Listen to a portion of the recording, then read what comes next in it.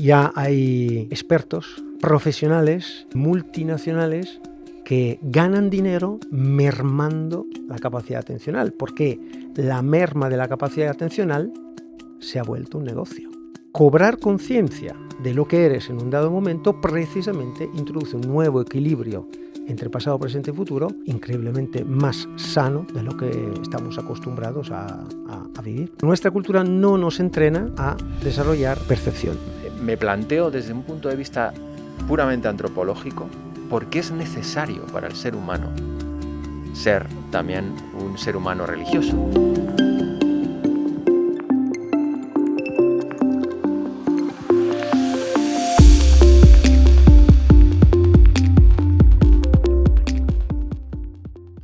Hace poco se publicó un libro de una profesora de la Universidad de California de Irvine que se tituló Attentional Span. Ella se llama Gloria Mark y básicamente resumía una historia de investigaciones sobre atención en un marco muy específico, que es las empresas de hoy en día, una oficina cualquiera en la que las personas están interactuando entre ellas, pero también con otros medios, con ordenadores, con sus teléfonos.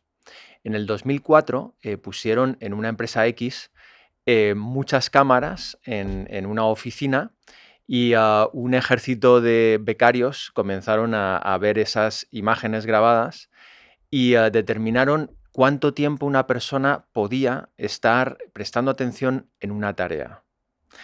A esto se le llama attentional span. Y sacaron un valor medio, que era de 2 minutos y medio. O sea, 150 segundos. Que no es mucho, pero esto era el 2004. A lo largo de los años se ha ido replicando este estudio en otros grupos de investigación y también el propio grupo de Gloria Mark. En el 2021 publicaron otros resultados. Ten en cuenta que a partir del 2009 más o menos aparecieron los primeros dispositivos móviles, smartphones, y el resultado que tuvieron fue de 47 segundos de media. Es decir, ha bajado considerablemente. Y me pregunto, dado que tú eres paleoneurólogo, que has investigado sobre la evolución del cerebro en homínidos desde su aparición hace 2 millones de años en la Tierra hasta ahora. Y también dando cuenta de la importancia que tiene la atención en la evolución del cerebro humano y de nuestras propias facultades. ¿A dónde vamos? Es decir, ¿cuál es el futuro si tú pudieras pensar o reflexionar el futuro a la luz de que nuestra atención a lo mejor con esta tecnología que tenemos actualmente se está deteriorando?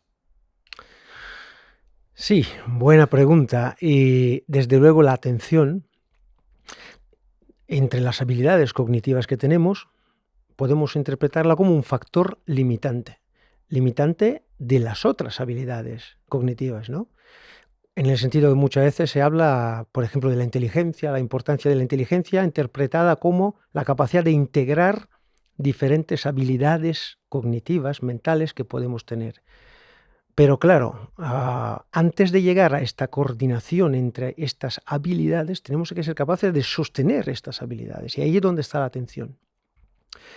La atención es la capacidad de sostener cualquier tipo de habilidad mental en el tiempo, en el espacio, a pesar de que haya estímulos distractores que compiten, ¿no?, por estas capacidades. Uno puede tener unas habilidades matemáticas, lingüísticas, sociales, increíble, pero si no eres capaz de mantener, sostener a lo largo de un cierto tiempo esta habilidad, pues te sirve de poco. Así que la atención es un factor limitante fundamental en el desarrollo cognitivo, es decir, en el desarrollo del individuo. Es un factor fundamental, por supuesto, de una comunidad. Un grupo de personas, un grupo social, una comunidad que tenga poco recurso atencional, evidentemente, será poco capaz de sostener sus habilidades sociales, ¿no? Y desde luego tenemos que pensar que ha sido un factor fundamental en la evolución humana. No podemos hacer nada sin un control ejecutivo de nuestra capacidad atencional.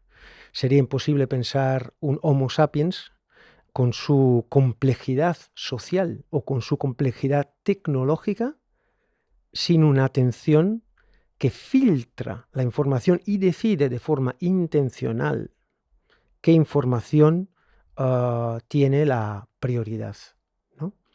Entonces, tenemos que pensar que esta atención ha tenido una selección natural muy, pero que muy fuerte, sobre todo en Homo sapiens, que es evidentemente la especie humana que con diferencia tiene una complejidad tecnológica y social increíblemente mayor que cualquier otra especie humana extinta. Entonces tiene que haber pasado algo ahí, no sabemos bien dónde, en qué momento o con qué elementos cognitivos o cerebrales, tiene que haber pasado algo y en un cierto punto esta especie ha sido capaz de seleccionar intencionalmente algunos estímulos, excluyendo otros, ¿no? Hay que recordar, en este caso, que dentro del marco de la atención ejecutiva, es decir, la selección y la toma de decisión también, ¿no? Ahí tenemos que incluir también la inhibición. La inhibición es el no hacer, ¿no? La mayoría de los animales tienen la inhibición asociada a emociones. El miedo, por ejemplo, ¿no? Muchos animales no hacen algo por miedo. Y de hecho se adiestran con miedo a no tener un cierto comportamiento o a responder de otra forma. O se adiestran también con comida, vamos, que tiene que haber un cebo emocional. Sin embargo, los humanos tenemos niveles de inhibición que no pasan por las emociones, ¿no? Pasan por una elección intencional. Sin inhibición es imposible tener una ecología compleja como la tenemos nosotros, que somos capaces de almacenar, por ejemplo, comida sin comerla. O sin inhibición no se puede tener una sociedad compleja como la que tenemos nosotros, porque estaremos todos matándonos el uno con el otro o intentar apareándonos el uno con el otro. Sin inhibición no podemos tener la tecnología que tenemos porque la atención y la inhibición son la base de algo fundamental como la enseñanza o el aprendizaje. Entonces, todo este paquete cognitivo tiene que tener una evolución relativamente reciente. Los primeros humanos modernos, Homo sapiens, 200, 300.000 años, estamos hablando, pues no tenían, por lo menos por lo que sabemos a nivel arqueológico y paleontológico, no tenían una complejidad social o tecnológica diferente de otros homínidos, como por ejemplo podían ser los neandertales. Sin embargo, en los últimos 100.000 años, 50.000 años, ha habido una explosión tecnológica y social, y acompañada también de algunas modificaciones anatómicas del cerebro. Pues entonces ahí tenemos que admitir que ahí ha pasado algo, y este algo tiene probablemente que ver, entre otros factores, con la atención, la capacidad de focalizar. Ahora bien, evidentemente esto es algo que se ha desarrollado en, pongamos, 50, 100.000 años.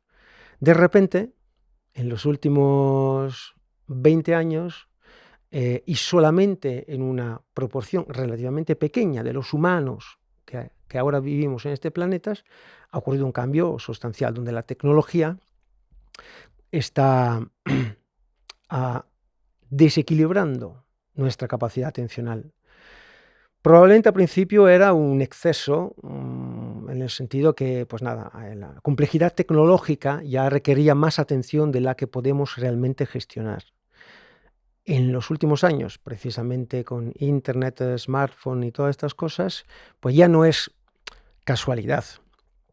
Ya hay expertos, hay profesionales, hay multinacionales que ganan dinero mermando la capacidad atencional, porque la merma de la capacidad atencional se ha vuelto un negocio.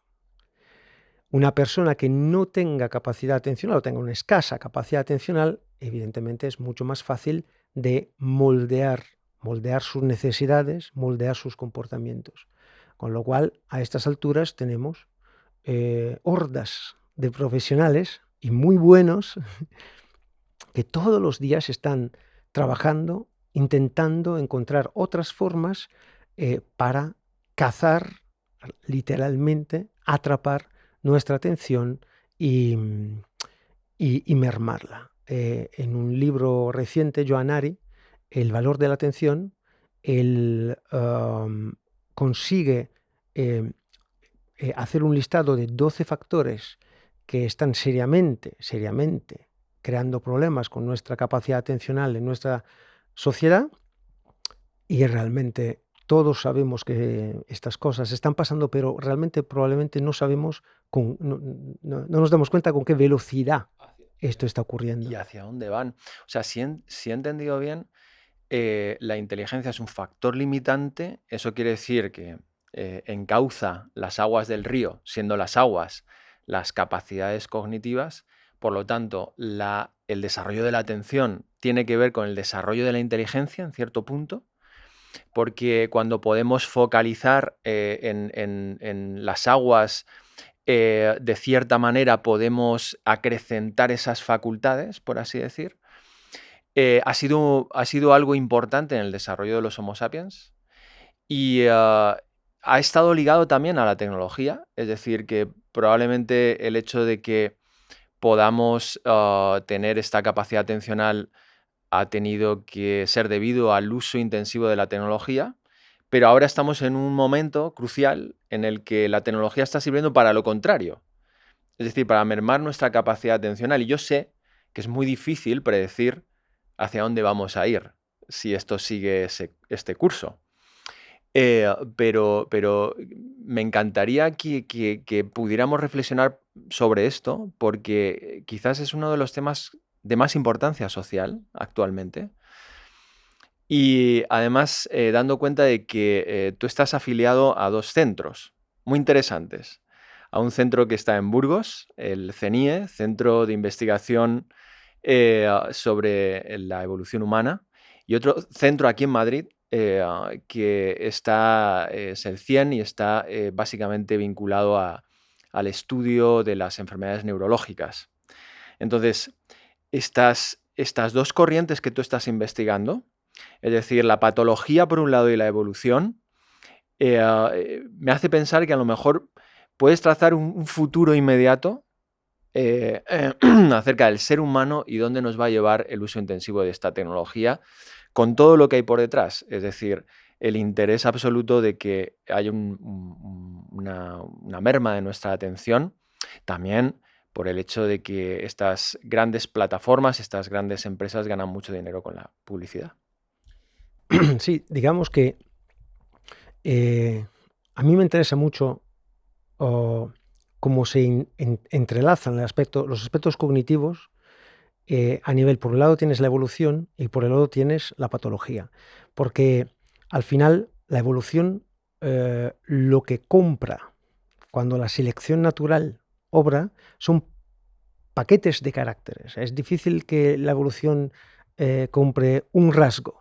En general son paquetes de rasgos bioquímicos, fisiológicos, anatómicos que vienen conjuntamente, y en aquel paquete pues, siempre caen cosas buenas y cosas malas. ¿Por qué? Por un lado, porque en estos paquetes biológicos de adaptaciones puede haber algo tan bueno que, bueno, pues, las cosas malas merece la pena porque la parte buena es tan buena que siempre es una ventaja. En otro caso puede que la evolución seleccione rasgos que vienen bien en una edad temprana, que es cuando uno está en una fase reproductiva, y descuide que la misma adaptación en una edad ya más madura, cuando uno ya está fuera de la competición reproductiva, conllevan problemas, ¿no? Por ejemplo, tenemos un cerebro superpoderoso Y nada, esto no viene bien porque al final la evolución lo que valora solamente es el éxito reproductivo. Con lo cual, cuando tienes 20 años, pues este cerebro tan poderoso, pues te viene fenomenal. Pero claro, pues el motor, cuando un motor es muy potente, pues puede que se queme. Y cuando se quema, pues ya se quema después de los 60, 70 años. Tenemos mucha neurodegeneración, patologías neurodegenerativas. Algunas de ellas pueden estar relacionadas precisamente a esta capacidad, potencia del motor, que ya llegado a un cierto punto empieza a dar problemas. Pero claro, esto ya ocurre a los 70 años, un Alzheimer o lo que sea, y esto ya a la evolución no le interesa, porque ya te pilla en una fase donde no está en juego tu éxito reproductivo, ¿no? Entonces, se llama pleiotropía antagonista. Es un término técnico para decir, pues nada, pues un carácter bueno. De la naturaleza premia en la fase reproductiva, pero luego le da igual. Claro, un ejemplo clásico también en nuestra columna vertebral. Ay, somos bípedos fantásticos, somos los superbípedos o somos grandísimos bípedos. Ya, a los 20 años. A los 40, a los 45, la columna vertebral, bueno, tiene algún problemillas y ya vemos que no somos bípedos fantásticos, ¿no? ¿Y qué tienes que hacer en aquel momento? La evolución ha hecho su apuesta y la ha ganado, porque tu columna bípeda, pues a los 20 años te viene súper bien. A los 40, 50 empieza tu columna bípeda, empieza seriamente a fallar, con lo cual tampoco era tan buena. Entonces, pero la evolución ha cumplido con su papel. Si quieres seguir con unos años con tu columna imperfecta, pues tendrás que hacer algo tú mismo para apañar los problemas que a la evolución no le han ¿Qué interesado. podemos hacer ante esta mare magnum de notificaciones que nos golpean nuestra memoria de trabajo, nuestra atención o toda esta gama de hackeos cerebrales que dan lugar en las redes sociales? ¿Qué crees que podemos hacer para que nuestro cerebro esté un poco más equilibrado? Sí, bueno, tenemos que decir que de todas formas las previsiones en biología, en antropología, sabemos que en general nunca han funcionado, porque luego pasan cosas raras que eran imprevistas, con lo cual esto de prever que vamos bien o que vamos mal, ya sabemos que no funciona siempre. Además, tenemos que decir también una cosa, nosotros cuando hacemos estas previsiones antropológicas, a dónde vamos y tal y cual, automáticamente estamos pensando en el ser humano occidental del principio del siglo XXI. Nosotros no somos representativos de Homo sapiens. Es decir, lo que vivimos bombardeados de redes sociales, pues no olvidemos que somos una parte muy pequeña de la población mundial y además una parte muy limitada a nivel cronológico. Los últimos 30 años, ¿de cuánto? De 200.000. Con lo cual tampoco se puede generalizar demasiado intentando prever lo que ha pasado o lo que pasará en función de esta pequeña muestra que somos los occidentales y restringida a nivel cronológico a pocas décadas en cientos de miles de años. Dicho esto, en el caso de la atención, lo mismo que con nuestra columna vertebral. Probablemente la evolución ha seleccionado un grado de atención que le venía bien, y de hecho le viene fenomenal, pero no tan suficiente como para lidiar con los años, porque sabemos perfectamente que la atención también tiene problemas con los años, con la edad, o con una tecnología que no estaba prevista, ¿no? Entonces, ¿ahí qué podemos hacer? Lo mismo que con nuestra columna. Evidentemente, por un lado, a nivel individual, practicar, entrenarnos, entrenar lo que es la atención y todo su marco cognitivo. Utilizamos la palabra atención, pero en realidad la misma atención probablemente es una habilidad cognitiva que está formada por diferentes tipos de habilidades cognitivas. No es realmente un elemento único. Y además está en marcos que son más generales, que van más allá de la atención misma y que son más general a nivel cognitivo. Con lo cual, en realidad, son todos grupos, bloques de habilidades cognitivas que podemos entrenar. Podemos entrenar a nivel individual para hacer que, evidentemente, la capacidad de gestionar nuestros recursos ejecutivos, nuestros recursos atencionales, sea más fuerte. Como uno va al gimnasio para que su bíceps sea más fuerte, pues precisamente se puede hacer cierto tipo de gimnasia para desarrollar tus capacidades, tus habilidades cognitivas, incluso, evidentemente, la atención. Esto a nivel individual.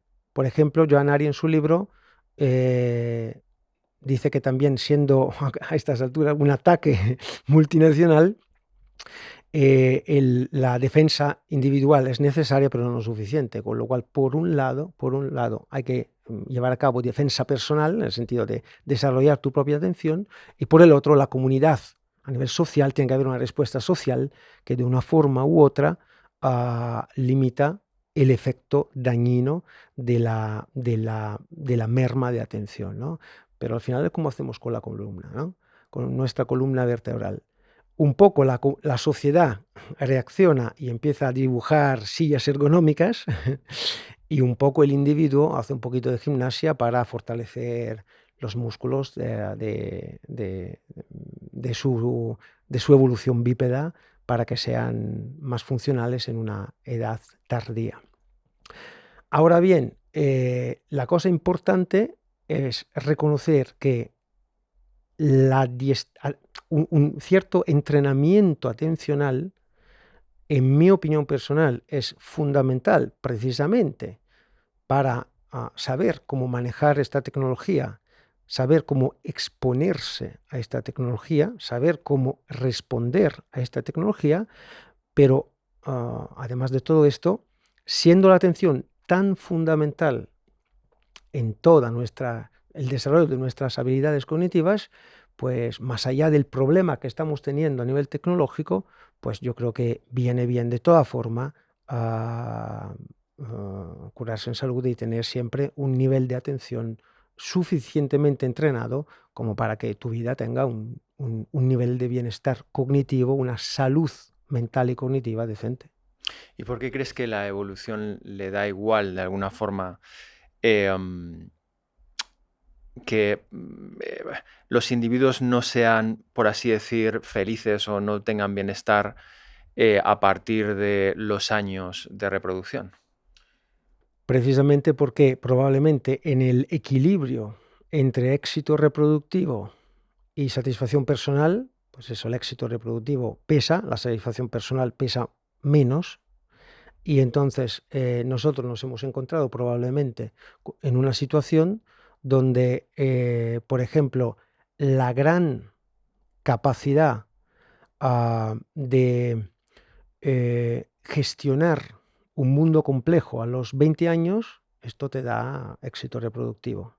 Esta gran capacidad, por ejemplo, analítica, de razonar conceptualmente sobre muchos aspectos de nuestra existencia, pues eso, a los 20 años, súper guay porque es toda reproducción.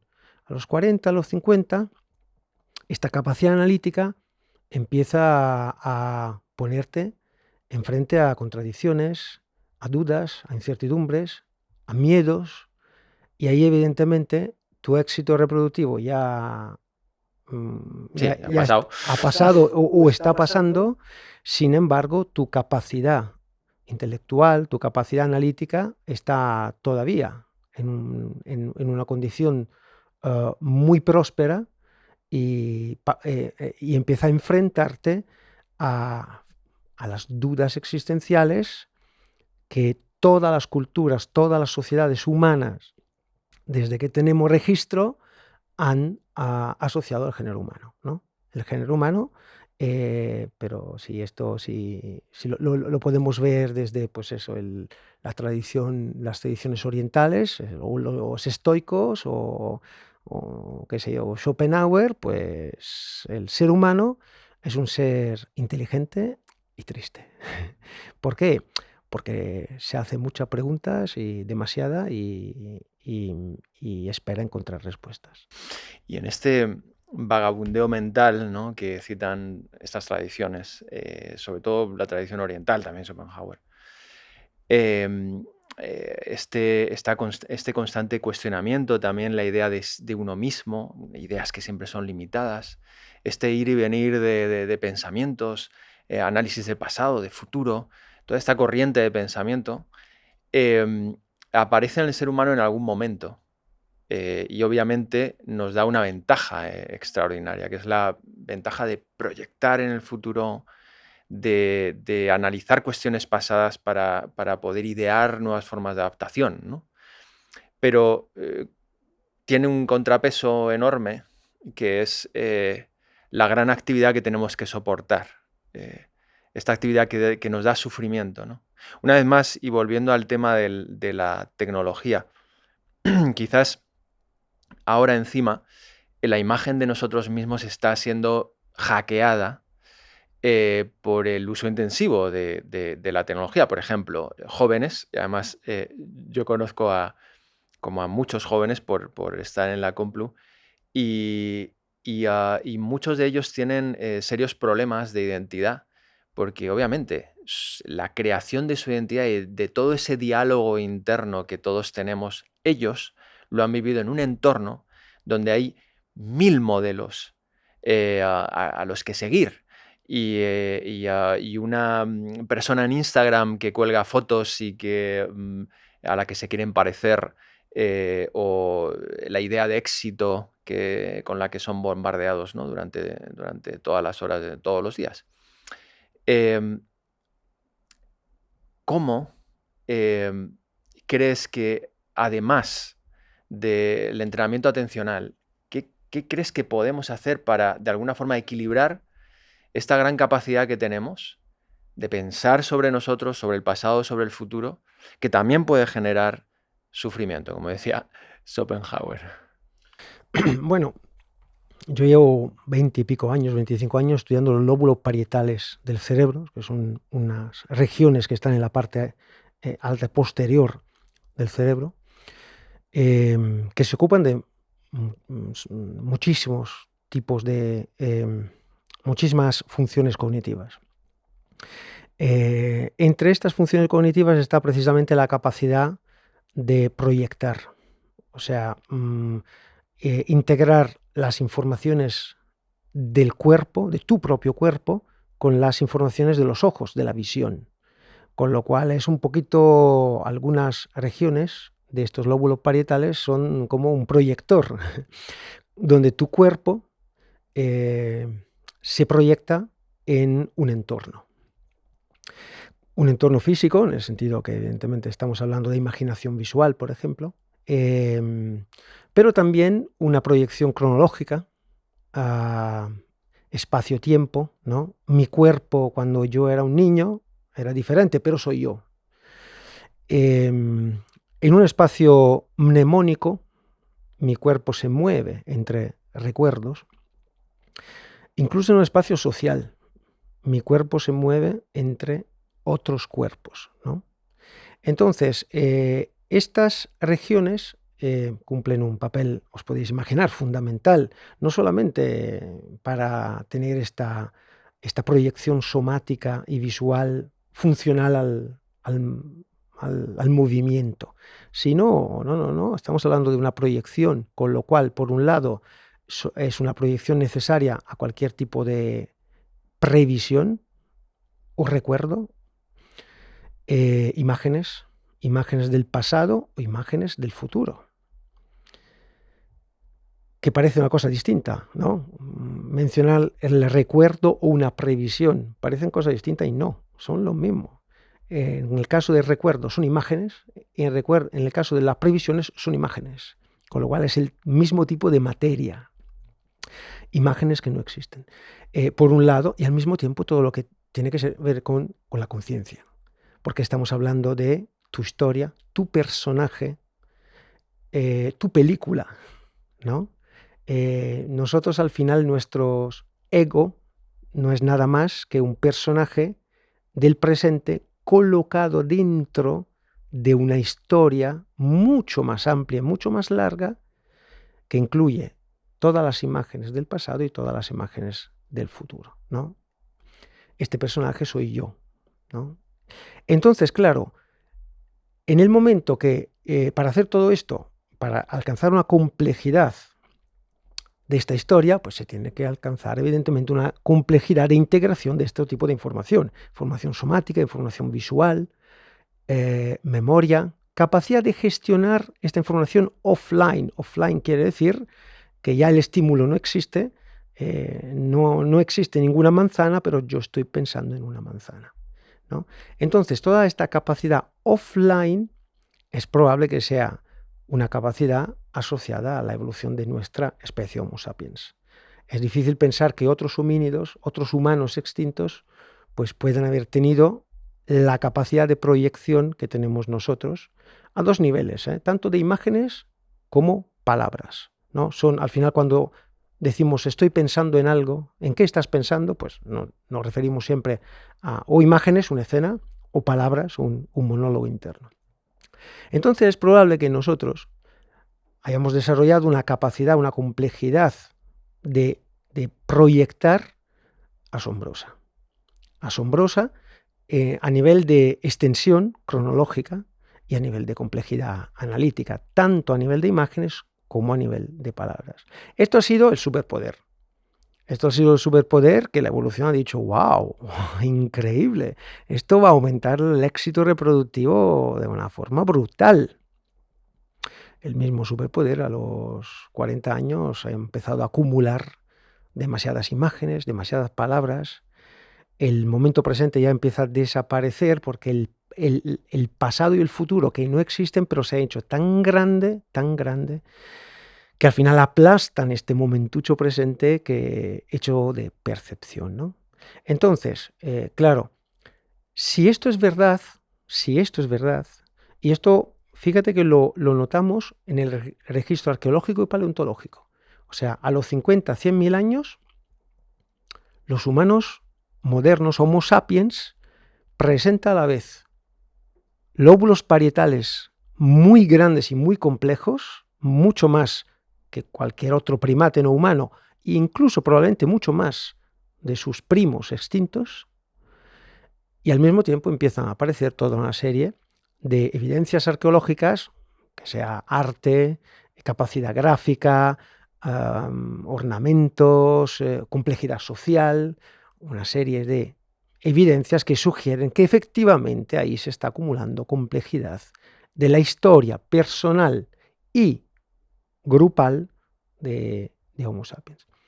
Si esto es verdad, si esto es lo que ha pasado, entonces este sufrimiento que acarreamos pues no es cultural, tampoco es individual, es algo que viene en el paquete evolutivo de nuestras grandes capacidades cognitivas, ¿no? Es uno de estos efectos secundarios Del superpoder. del superpoder. Todo, en cualquier tipo de mitología, que si hablamos de Icarus o si hablamos de Marvel, pues el superpoder antes o después siempre acarrea problemas porque se le escapa de las manos.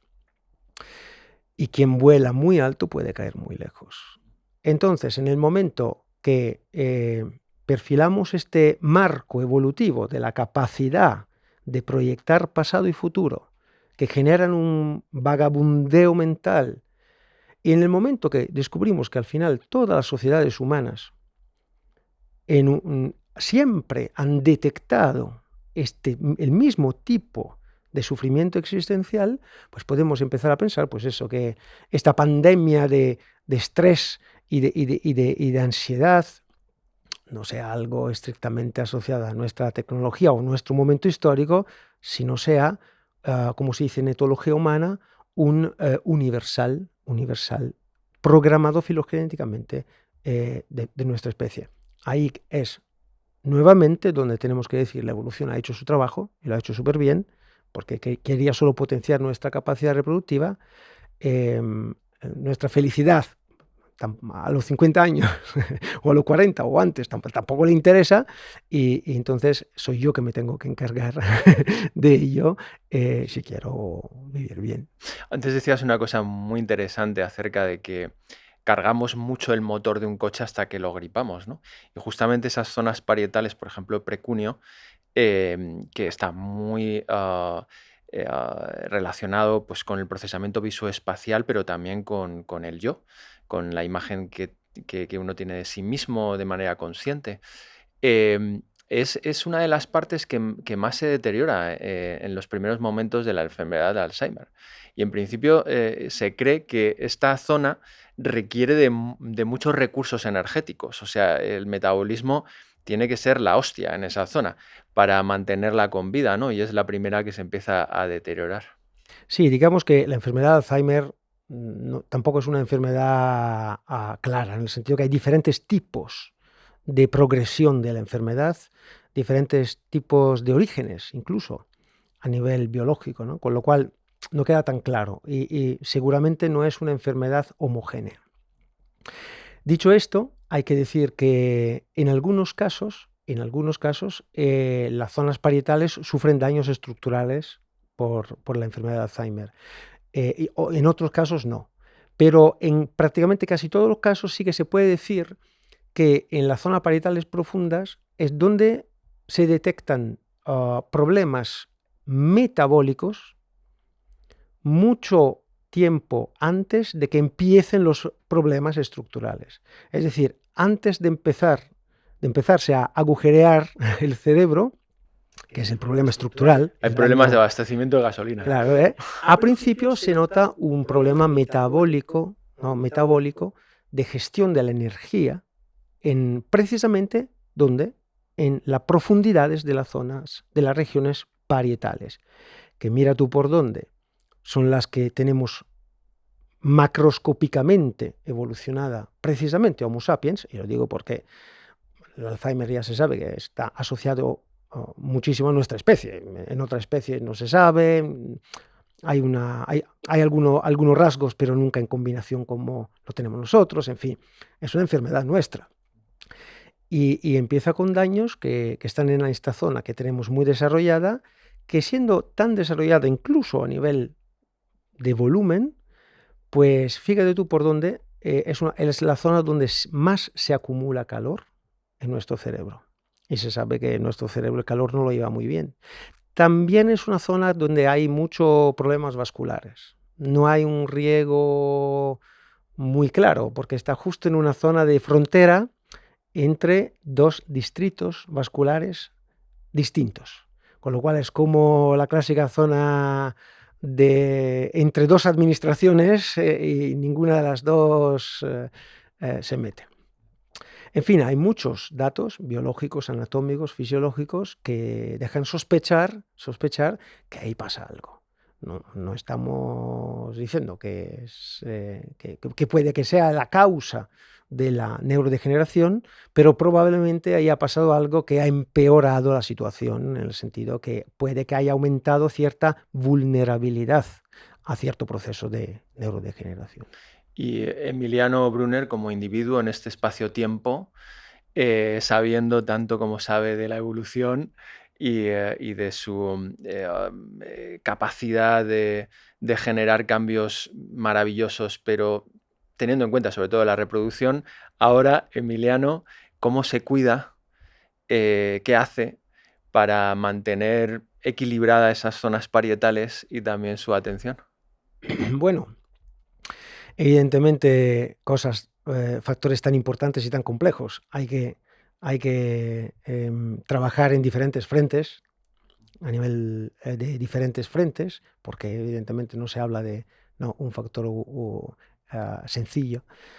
Yo personalmente, yo empecé a trabajar a nivel anatómico, trabajo en estos temas desde hace 25 años y hace unos 10 años empecé también a hacer investigación a nivel cognitivo, precisamente porque estas áreas parietales tienen tanta importancia a nivel cognitivo que llegué a sentir la necesidad de también hacer investigación precisamente sobre la capacidad visoespacial, la integración somática, la percepción somática, la capacidad áptica. La capacidad áptica es la integración entre el tacto, la propiocepción, que es la percepción de tu propio cuerpo, y la exterocepción, que es la percepción del ambiente externo a nivel somático.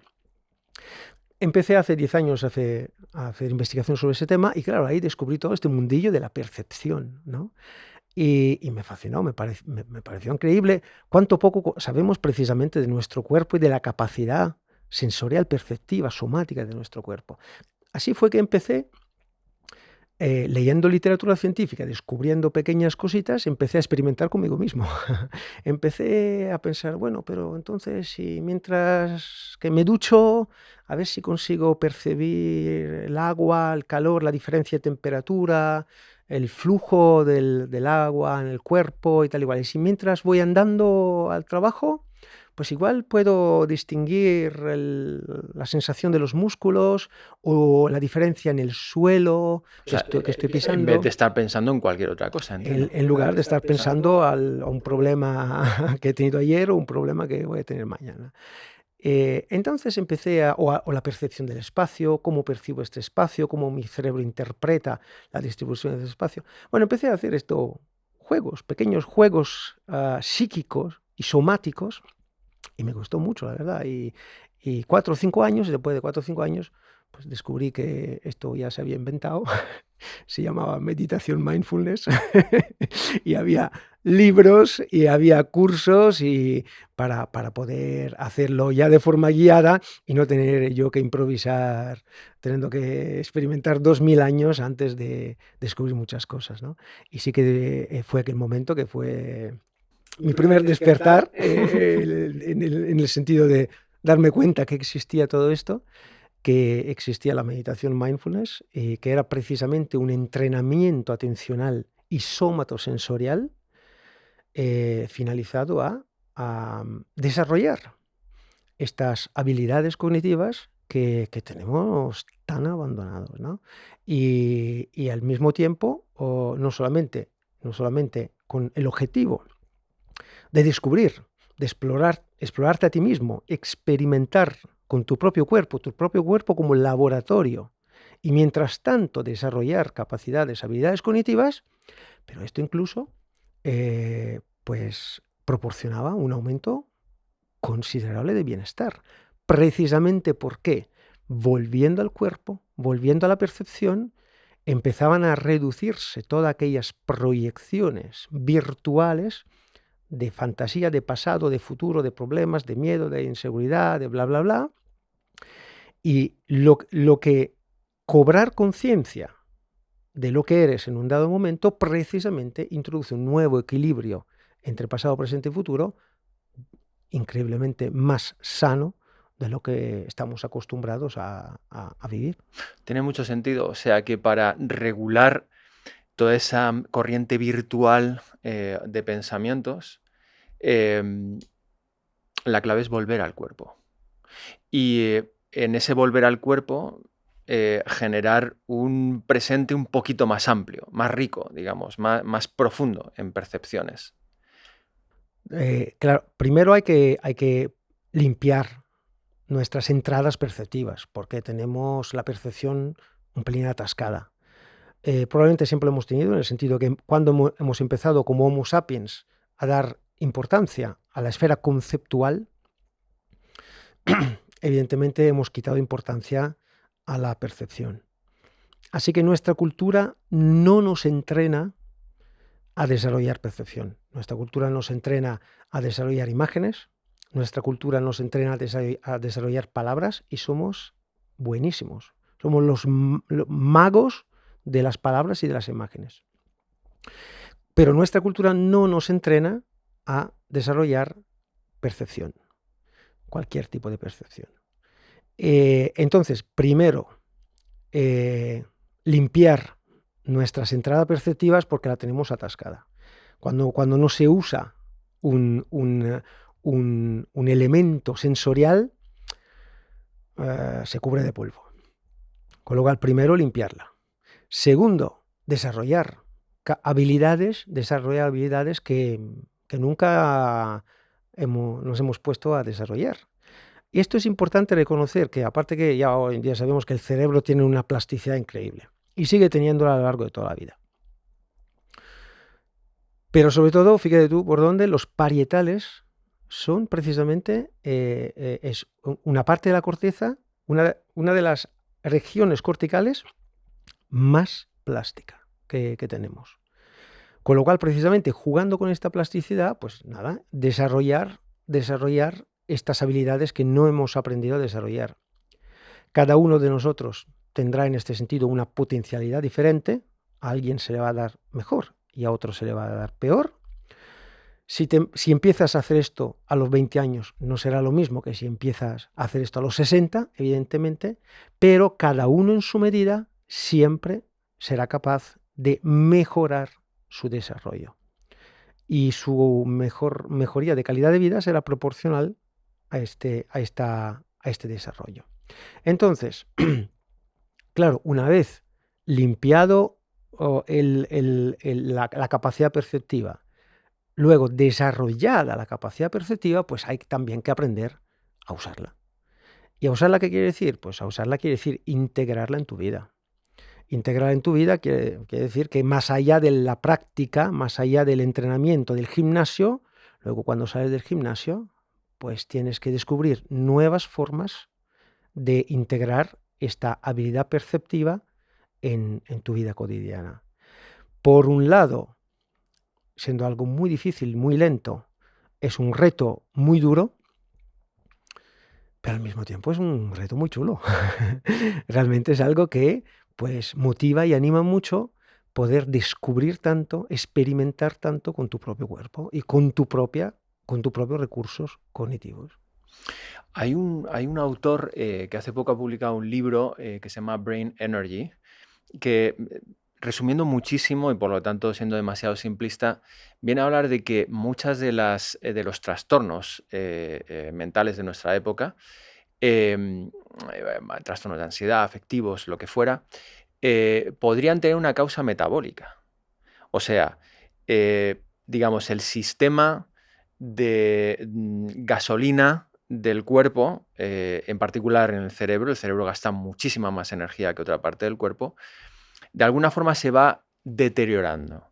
Y esto, obviamente, hay mil factores que pueden explicar esto, desde una dieta, el hecho de que ahora no nos movemos tanto como hace 50.000 años, o muchas otras causas, ¿no?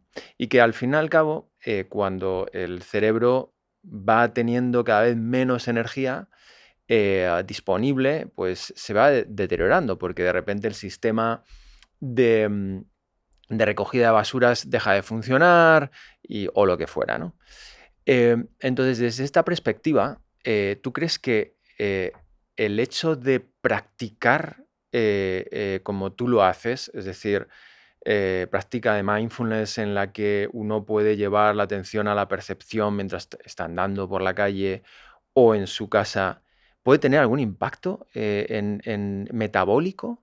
Y si no, ¿qué se puede hacer para mejorar el metabolismo cerebral, según tu visión? Desde luego, aquí hablamos siempre de procesos multifactoriales. Es imposible pensar que cosas como esta tengan una causa o una consecuencia. Es una red de causas y consecuencias donde hay muchos factores involucrados. La dieta, la alimentación, la contaminación, los patrones sociales, por supuesto los patrones físicos, ¿no? Siempre tenemos que pensar que nuestro sistema cognitivo es un sistema tan complejo que depende de todos estos factores. Tu condición física va a influir en tu proceso cognitivo. Tu alimentación, la contaminación ambiental, tus hábitos, tus presiones sociales, todo va a moldear tu sistema cognitivo, tu proceso cognitivo, con lo cual lo que podemos hacer es intentar que todas estas facetas sean más conformes posible a lo que viene bien a un desarrollo de mi sistema cognitivo. Viene bien, no es ni ético, ni moral, ni nada, es bienestar. Es bienestar. Todo lo que mejora el bienestar de mi proceso cognitivo, pues perfectamente. Dicho esto, a nivel energético, bueno, si hablamos de meditación en un sentido estricto, mindfulness, meditación sentada, digamos, la práctica de meditación, yo estoy totalmente convencido que esto tiene un efecto directo en la gestión energética por dos razones diferentes. La primera es sencillamente, casi diría yo, mecánica, biológica. Hoy en día tenemos muchas evidencias que la práctica de la meditación tiene a corto plazo, influye en cambios bioquímicos. A corto plazo, en cambios bioquímicos y moleculares, hablamos de hormonas o de neurotransmisores, y a medio plazo ya a nivel metabólico. Esto ya lo sabemos que funciona así. Pero sobre todo, y esto quizás es todavía más importante, sabemos que a largo plazo una práctica de meditación te empieza a enseñar las cosas de forma distinta.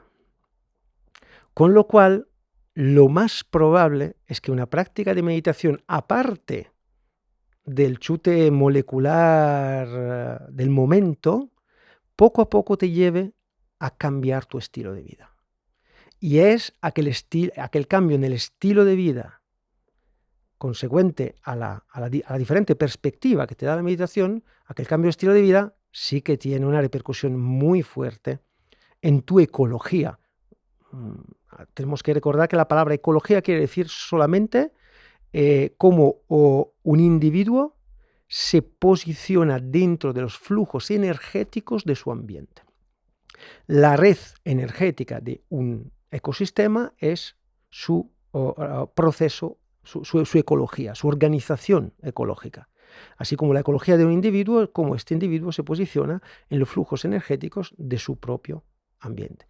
La meditación a corto plazo te implica un cambio biológico, hormonal, neurotransmisores, metabólico, pero sobre todo a largo plazo te lleva a cambiar tu perspectiva, tu estilo de vida, y esto tiene un cambio dramático en tu propia ecología. Dicho esto, yo también confieso que soy un forofo del binomio yoga-meditación. Para mí son dos elementos, dos facetas del mismo proceso, exactamente del mismo proceso, donde ahí siempre se habla de la relación mente-cuerpo. Bueno, se difuminan las cosas, se difuminan totalmente las cosas. El yoga, evidentemente, tiene un componente corporal que la meditación, la práctica formal de la meditación no tiene, y la práctica formal de la meditación tiene, evidentemente, aspectos, por ejemplo, emocionales, que la parte más física tiene menos desarrollado. Pero es un continuum entre estos dos aspectos. Entonces, en el momento que dentro del paraguas de la meditación incluimos también el yoga, estamos añadiendo a todo lo que ya hemos mencionado, estamos añadiendo una actividad física que, más allá de desarrollar fuerza, equilibrio y flexibilidad a nivel físico, también desarrolla flexibilidad, fuerza y equilibrio a nivel mental cognitivo. Por ejemplo, yo estoy convencido, y evidentemente es algo que proponen muchos autores, que donde un elemento donde el yoga actúa de forma pero que muy directa, es el sistema vascular. Con lo cual, ahí estamos hablando, más allá del ejercicio en sí mismo, un mecanismo de redistribución y de equilibrio vascular que precisamente, ¿no?, reorganiza todo el aparato energético del cuerpo. Si a esto le asociamos que la misma cosa pasa no solamente con el flujo sanguíneo, sino también con las tensiones biomecánicas, fascia y compañía, pues tenemos evidentemente una redistribución de energía a todos los niveles, tanto mecánico como bioquímico. Entonces, si incluimos el yoga dentro de la definición más amplia de meditación, pues evidentemente estamos hablando de una reestructuración ecológica del individuo completa. Antes decías que el estrés actual no es una cosa actual, es una cosa que viene de tiempo, porque obviamente el Homo sapiens es el mismo desde hace aproximadamente 200.000 o 300.000 años. Y en particular con respecto del yoga y de la meditación, ya tienen unos cuantos años. O sea, los primeros textos son de los Veda, que el primer texto donde aparece la palabra yoga se llama Katha Upanishad, y más o menos estaríamos hablando del 300, 400, 500 antes de Cristo, ¿no? Una cosa así. O incluso antes. Aquí también, como en el caso de la antropología, hay muchas ramas de diferentes científicos que dicen unas cosas u otras. Lo que resulta muy curioso es que estas prácticas han estado siempre dentro de un marco que podríamos decir que es religioso, y si no religioso, sí que tiene algún tipo de cosmovisión bastante cerrada, es decir, una idea del universo, una idea de qué somos, qué hacemos aquí, hacia dónde vamos, cuál es nuestro propósito como seres humanos, ¿no? Me planteo desde un punto de vista puramente antropológico, ¿por qué es necesario para el ser humano ser también un ser humano religioso? Es decir, porque es algo universal, que no solamente ocurre en la India en aquel momento, ocurre en todo el mundo.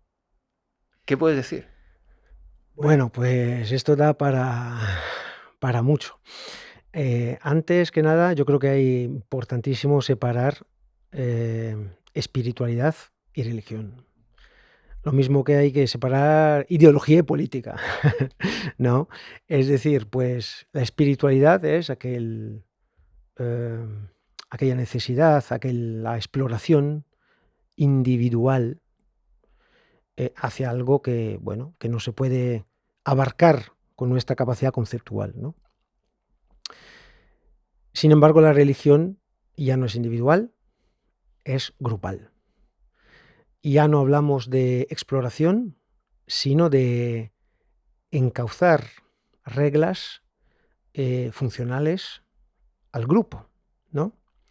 De hecho, hay muchas teorías sobre el hecho que probablemente las religiones, como las conocemos, se forman cuando el grupo ya es demasiado grande y las reglas internas de cada uno no son suficientes a generar orden. Es decir, según una estimación, no sé si conoces el número de Dunbar. Robin Dunbar es un antropólogo inglés que ha descubierto que el tamaño del cerebro en los primates, solo en los primates, es proporcional al grupo social. Y cuanto más grande el tamaño del cerebro, más grande el grupo social. Y los humanos no nos comportamos como un primate cualquiera. Con nuestro tamaño del cerebro tendríamos que tener un grupo social de 150 personas. Y si al final vas a ver lo que pasa en las estructuras humanas de todos los pueblos del mundo, pues efectivamente estos 150 sí que funciona, sí que se encuentra, que nuestro cerebro da para manejar 150 personas. Bueno, ha llegado un punto donde ya los grupos, las tribus se unían y se empezaron a formar pueblos y ciudades y sociedades más grandes. Y claro, si nuestro cerebro da para 150 personas, en el momento que somos 5.000, ya mis reglas evolutivas ya no son suficientes. ¿Y qué pasa? Pues que la gente se mata, que la gente se roba, que la gente no sabe comportarse en 5.000 personas. 5.000 primates, vamos, es un desastre. Entonces hay que inventarse algo. Todo aquellos 5.000 primates ya tienen su parietales, su capacidad de visión, ya empiezan a preguntarse qué hacemos aquí, quién soy yo, ¿no? Os recomiendo los libros de Erich Fromm sobre estos temas, es clarísimo. O sea, si leéis Erich Fromm, probablemente sabes que mezclaba psicoanálisis y meditación zen. Y los resultados son increíbles, ¿no? Y él te explica por qué a un cierto punto, pues, oye, nos sentimos demasiado solos, necesitamos saber que estamos protegidos por algo que va más allá de nosotros, que somos parte de un proceso que va más allá de nosotros. ¿Por qué lo necesito? Si no, me deprimo. Si no, no sé qué estoy haciendo aquí en este planeta con esta gente rara, pues sí me deprimo. Quiero sentirme parte de un proceso, quiero sentirme parte de un algo más grande, quiero saber que hay algo que está cuidando de las razones de mi vida, aunque yo no la entienda. Claro, ahí pasa, esta es la espiritualidad. Se pasa a la religión cuando alguien dice, ay, mira, todo el mundo tiene esta, esta necesidad. Se podía utilizar esta necesidad para ponernos todos juntos, cohesionar y organizar un poquito la cosa. Y entonces, mira, te voy a decir, sobre todo a las monoteístas, ¿no? Te voy a decir que hay un señor que te está mirando, aunque tú no lo veas, y no te tienes que portar mal, no tienes que matar, no tienes que robar, bla, bla, bla, bla, bla, bla, ¿no? Y entonces, gracias a este truquillo, la gente puede pasar de sus 150 personas y empezar a unirse en grupos más grandes. Luego lo que pasa, la cosa como son, alguien se entera que este truco funciona muy bien, y entonces la religión empieza a volverse también una herramienta política de control. Y sabemos todos cómo suele acabar en estos casos, ¿no? Entonces, separar espiritualidad y religión. ¿Por qué el tema de la meditación ha tirado mucho de la espiritualidad? Bueno, primero, porque es lo suyo, en el sentido que evidentemente, si tú tienes la necesidad de desarrollar cierto camino espiritual, hombre, está claro que primero tienes que limpiar un poquito toda la mochila que tienes encima. Y la meditación es precisamente el proceso que te va a permitir ese tipo de desarrollo. Pero al mismo tiempo también es verdad lo contrario. Si haces un proceso de limpia, de meditación, de observación desapegada de ti mismo, pues inevitablemente empiezas a acercarte a cuestiones que ya nuestro razonamiento conceptual no da de sí, y necesitamos ya una herramienta, un recurso espiritual para poder adentrarnos más en este camino. Dicho esto, pero es verdad que sobre todo el mindfulness de Jon Kabat-Zinn, pues es una capacidad, una actitud, una herramienta, un recurso, la podemos llamar como quieras, útil al camino espiritual, pero evidentemente, por ninguna razón, atada al camino espiritual.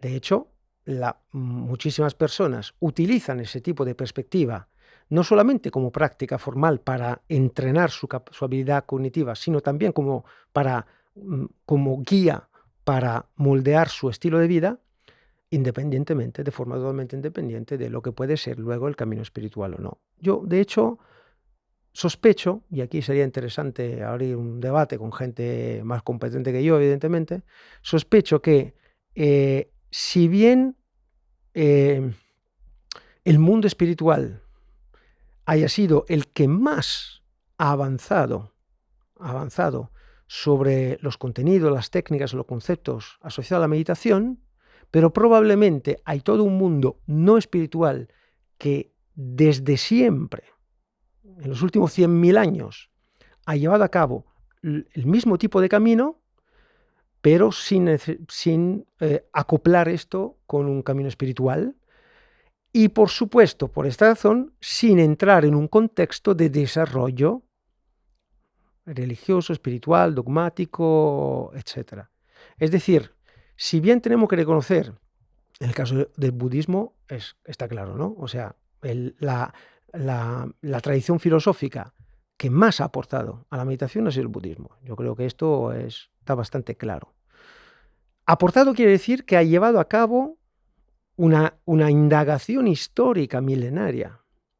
Pues sospecho que al mismo tiempo ha habido muchísimas personas que todo esto lo han llevado a cabo en su vida personal y probablemente lejos de la espiritualidad, sencillamente no te lo han contado. No lo han estudiado, no lo han transmitido, porque sencillamente estaban fuera de la estructura social que luego te permitía, por ejemplo, transmitir un texto a lo largo de 3.000 años. ¿Te gusta la ciencia ficción?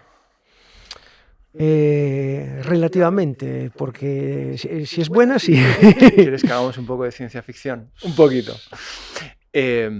Imaginemos, una cosa fantástica es preguntarse cómo en la misma rama evolutiva estamos asociados a otros primates, y esa rama evolutiva de los homínidos siguió por otro camino y a su vez se fue bifurcando de una manera muy, muy compleja hasta llegar al Homo sapiens. Y como tú bien decías, tenemos no solamente una capacidad de recordar lo que ha pasado, en este caso a través del estudio, sino también de proyectar lo que va a pasar a continuación. ¿Cómo te imaginas el futuro del Homo sapiens? Es decir, si nuestra capacidad atencional realmente, y en el mejor de los casos, ahora con la gran explosión de tecnología va a sufrir un cambio brutal, a lo mejor para muy bien, qué sé yo. ¿Cómo te imaginas el futuro del Homo sapiens siendo nosotros pues un tronco del cual va a ir emanando evolutivamente otras especies? Sí. Bueno, yo soy forofo de una teoría cognitiva que se llama teoría de la mente extendida. Es una teoría que, bueno, hombre, pues un poquito entre líneas ha estado presente en todas las culturas humanas, pero a nivel académico, por lo menos, ha empezado a delinearse, a diseñarse con una estructura formal a finales de los años 90. Luego ya más bien los filósofos, la filosofía de la ciencia, pero en los últimos 10-20 años sí que se ha empezado a experimentar un poquito, a entrar en los laboratorios. Y esta teoría propone que la mente, atención, mente, aquí nadie habla de alma, porque muchas veces en ciencia cuando habla de mente la gente confunde mente con alma y la gente se espanta. Pues aquí hablamos de mente. Mente es el proceso cognitivo, esencialmente la cognición.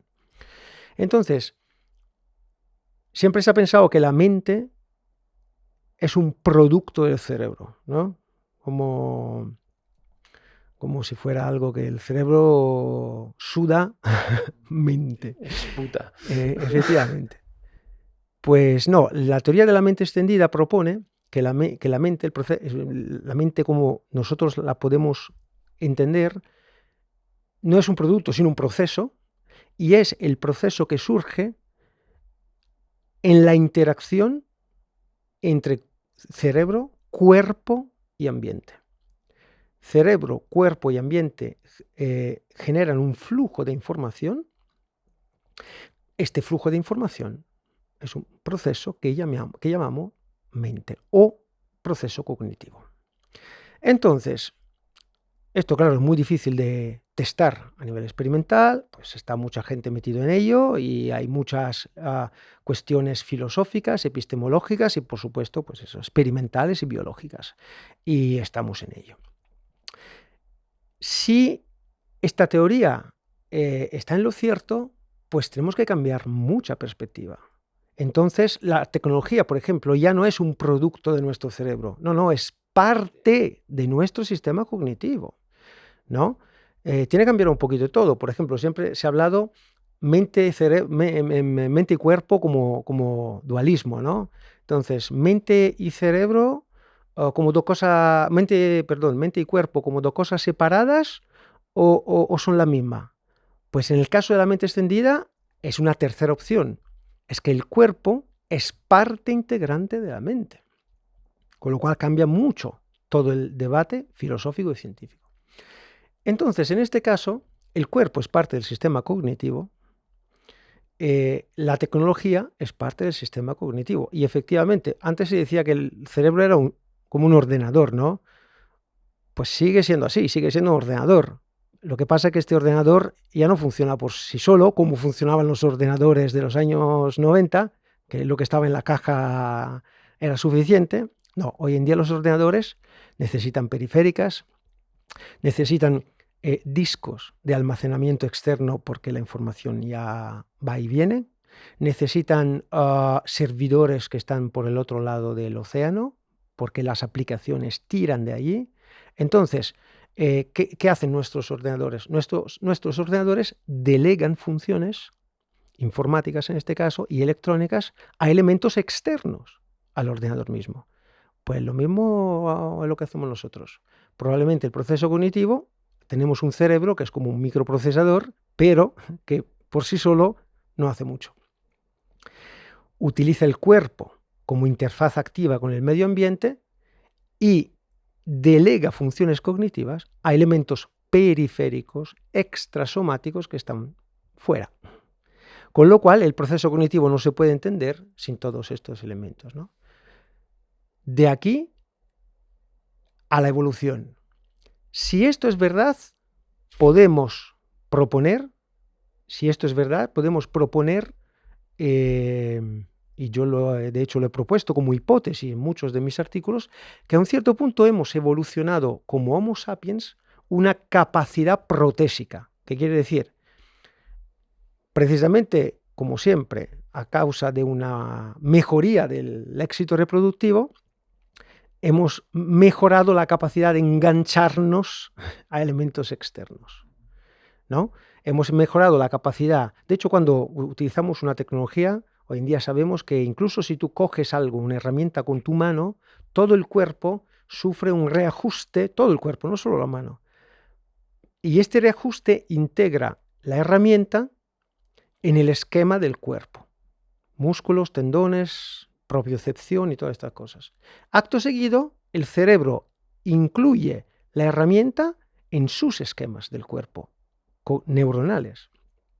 Y finalmente, esta nueva configuración se incluye en el proceso cognitivo. Es por lo que bajamos la cabeza, por ejemplo, cuando estamos en el coche y hay una de estas barras, como hay en la vaguada, que indican la altura máxima y uno baja la cabeza o algo así. Sí, y efectivamente cuando tú estás en el coche, tu cuerpo ya es el coche. Tú piensas con el coche, sientes con el coche, decides con el armazón del coche, las vibraciones, ya piensas con su velocidad, con su capacidad de parar y todo, con los neumáticos, ¿no? Ya es tu nuevo cuerpo, ¿no? Entonces, es lo que se suele técnicamente llamar embodiment, ¿no? Entonces, a nivel evolutivo, si esto es verdad, si todo lo que hemos dicho tiene sentido, entonces, punto número 1, a un cierto punto de la historia natural del género humano, un homínido, o más que un homínido, más que una especie, alguien ha evolucionado, lo que podemos llamar evolucionado o mejorado su capacidad protésica, o sea, su capacidad de integrarse con el ambiente externo. Punto número 1. Esto para mirar al pasado, evolución pasada. Tiene que haber habido un momento de adaptación protésica al ambiente externo y a la tecnología. Mirando al futuro, pues si todo esto es nuestro entorno natural, estamos pensados para enchufarnos, es totalmente normal que nuestra evolución siga en esta dirección.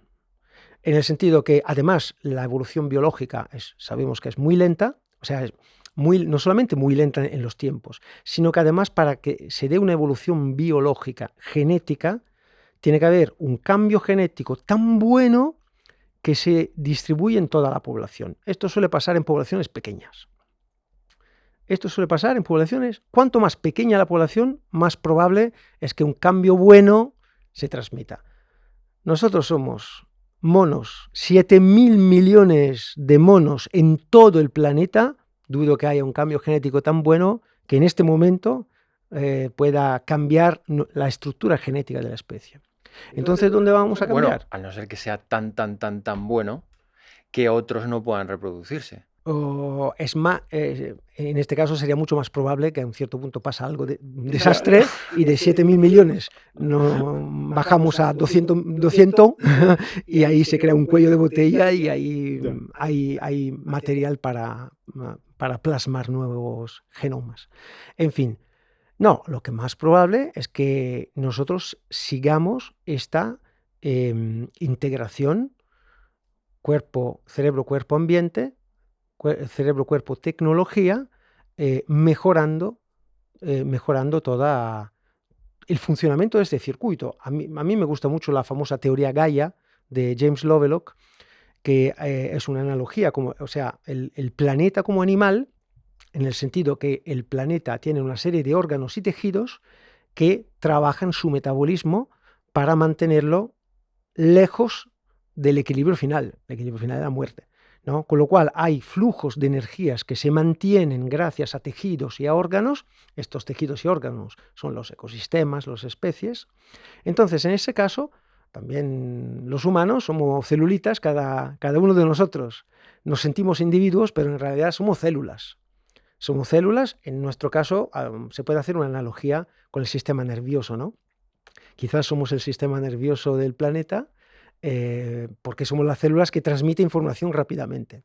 Y en este caso me parece totalmente sensato, natural, evolutivo que nosotros sigamos integrándonos con nuestra tecnología y delegando funciones cognitivas con una integración que evidentemente no es garantía de nada. Es decir, sabemos perfectamente que la especialización en evolución, es decir, cuando un animal cambia para hacerse súper bueno en algo, es una gran ventaja, pero puede ser también un callejón sin salida. Porque si te especializas mucho en algún tipo de tarea, eres el mejor, pero claro, si de repente se te va de la mano o cambia el contexto, eres demasiado especializado y nada, callejón sin salida y extinción. Con lo cual, si todo lo que hemos dicho es cierto, nuestra adaptación es precisamente la capacidad de integrarnos tecnológicamente para extender nuestras funciones cognitivas, en la medida de que sabremos hacerlo de forma sabia, pues fenomenal. Si a un cierto punto se da el caso que hay un cambio imprevisto o que sencillamente se nos va de las manos y ya no sabemos, no seamos capaces de manejar nuestra propia habilidad, pues nada, no seremos ni los primeros ni los últimos a extinguirnos y pasa el siguiente. otra cosa mariposa. ¿La inteligencia artificial nos hará más inteligentes o más estúpidos? No sé, al final son todas herramientas. Son todas herramientas. La herramienta por sí mismo es parte de una red. La herramienta por sí mismo no es ni inteligente ni estúpida. Incluso las personas no son ni inteligentes ni estúpidas. Los comportamientos pueden ser inteligentes o estúpidos, ¿no? Y así como el uso de una herramienta puede ser inteligente o estúpido, pero por sí mismo una herramienta es una herramienta, ¿no? Cada vez que se ha introducido una herramienta, una tecnología muy poderosa, siempre ha habido quien han dicho, ¡uy! ¡Qué mala pinta tiene eso! Pues al final la mayoría de las veces no. Ha habido necesidad de un periodo de ajuste, pero al final hemos utilizado bien la escritura, que se decía, ¿no?, que iba a mermar nuestra capacidad mnemónica y a volvernos tontos. Pues nada, no. Sabemos que la escritura ha sido precisamente un ejemplo de Extraordinario. externalización de almacenamiento bestial. O sea, todavía creo que no se da valor al salto cognitivo que asociado a la escritura, ¿no? Entonces, pues la escritura o la calculadora o las gafas o lo que sea. Cada vez que se inventa algo hay quien dice que esto no llevará a destrucción. Nunca ha pasado. Esto no quita que antes o después puede pasar. Muchas gracias, Emiliano. Muchas gracias a ti.